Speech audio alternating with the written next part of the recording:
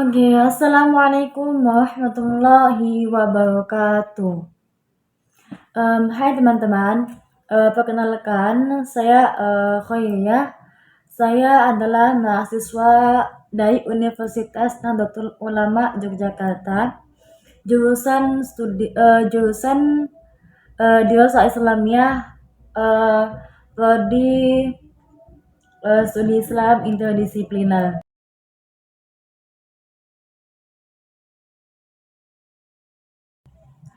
Saya akan menjelaskan beberapa tentang puasa sunnah.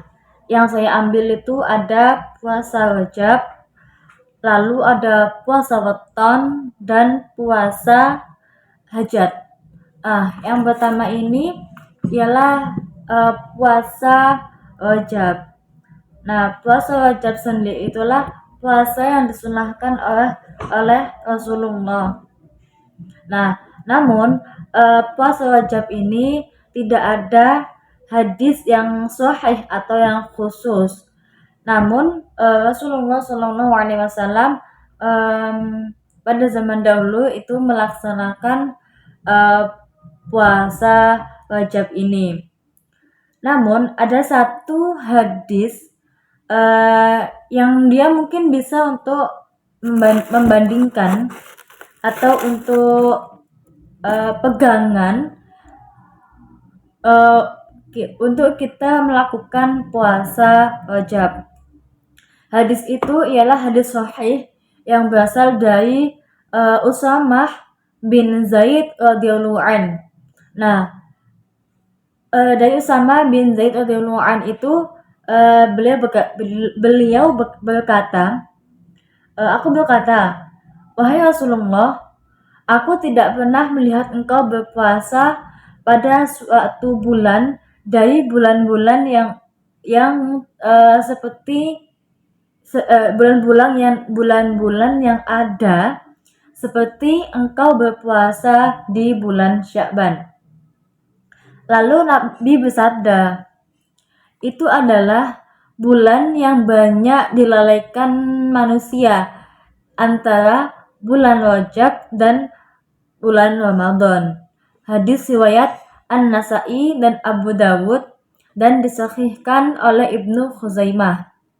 Nah, itu adalah salah satu hadis yang kita bisa pakai untuk bahwa puasa wajib itu diperbolehkan dan disunahkan karena termasuk bulan-bulan haram, yaitu bulan-bulan yang mulia.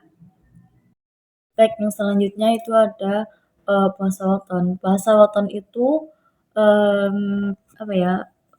Puasa sunnah yang menurut tradisi Jawa itu diperbolehkan dalam Islam.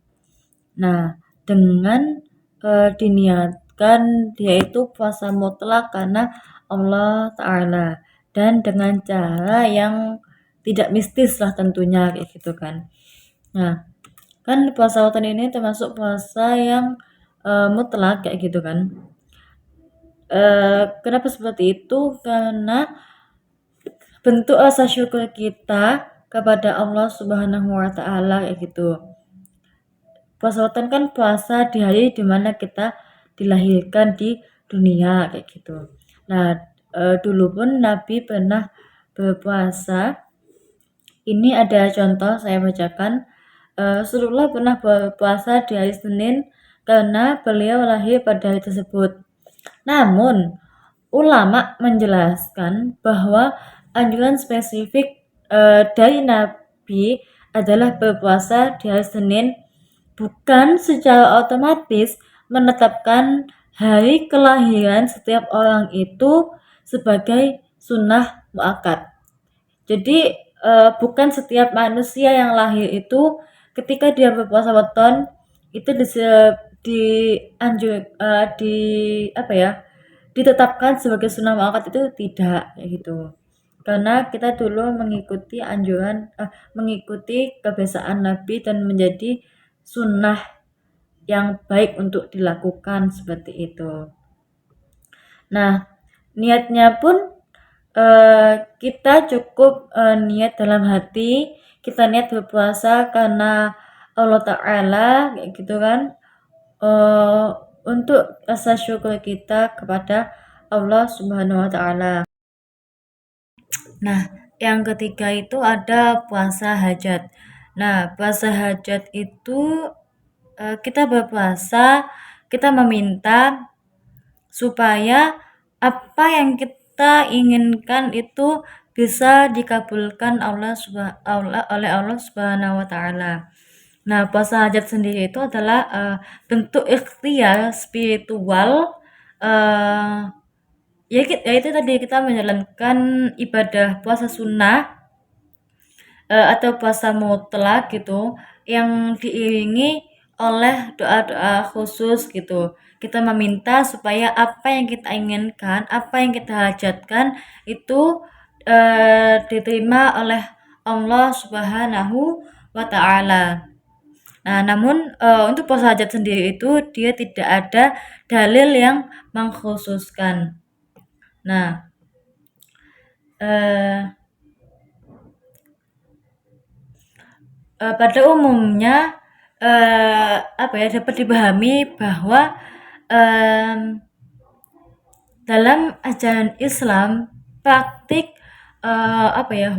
praktik puasa hajat ini dipahami sebagai bentuk tawasul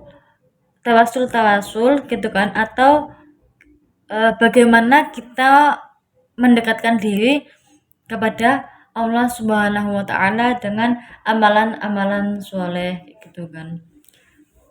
Ya itu tadi, puasa hajat ini tidak ada dalil yang mengkhususkan, tetapi itu diperbolehkan kayak gitu dengan niat niat kita sungguh-sungguh kita meminta, kita berkeinginan apa kayak gitu.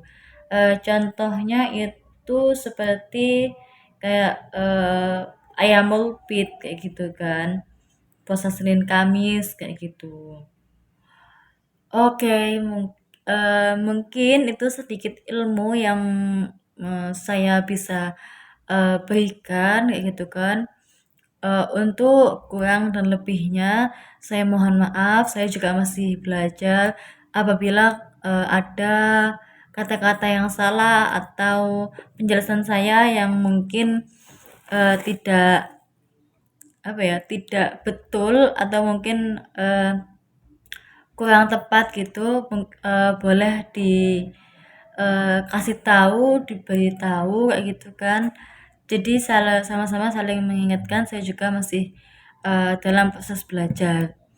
Mungkin itu yang dapat saya sampaikan, kurang dan lebihnya saya mohon maaf. Saya akhiri, wallahul muwaffiq ila aqwamit thoriq. Wassalamualaikum warahmatullahi wabarakatuh. Syukran.